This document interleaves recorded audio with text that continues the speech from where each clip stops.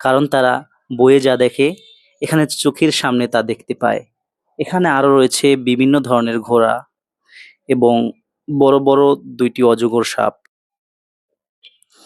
এছাড়া আরো রয়েছে কচ্ছপ ও বন্যপ্রাণী সংরক্ষণ ঘর, যেখানে দর্শনার্থীরা প্রাণীজীবন সম্পর্কে জানতে পারে।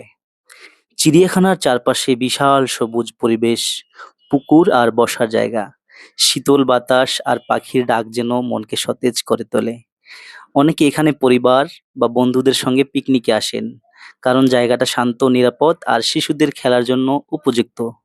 ছবি তোলার জন্য এটি এক দারুণ স্পট। সূর্যের আলো গাছের ফাঁক দিয়ে পড়ে যখন হরিণের গায়ে, তখন মনে হয় যেন স্বপ্নের দৃশ্য।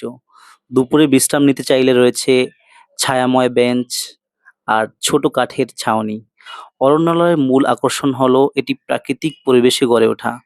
এখানে বড় বড় খাঁচা বা কংক্রিটের দেয়াল নয়, বরং প্রকৃতির মাঝেই প্রাণীদের দেখা যায়, যার ফলে দর্শকরা এক ভিন্ন অভিজ্ঞতা পান। চিড়িয়াখানাটি খোলা থাকে গ্রীষ্মকালে সকাল ৭টা থেকে সন্ধ্যা ৬টা পর্যন্ত, আর শীতকালে সকাল ৮টা থেকে বিকেল ৫টা পর্যন্ত। প্রবেশ মূল্য যেহেতু মাত্র ৳৩০, তাই খুব সহজেই পরিবার নিয়ে ঘুরে আসা যায়।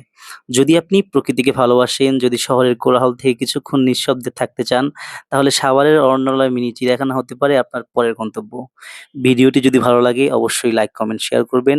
ইউটিউবে দেখলে অবশ্যই সাবস্ক্রাইব করবেন।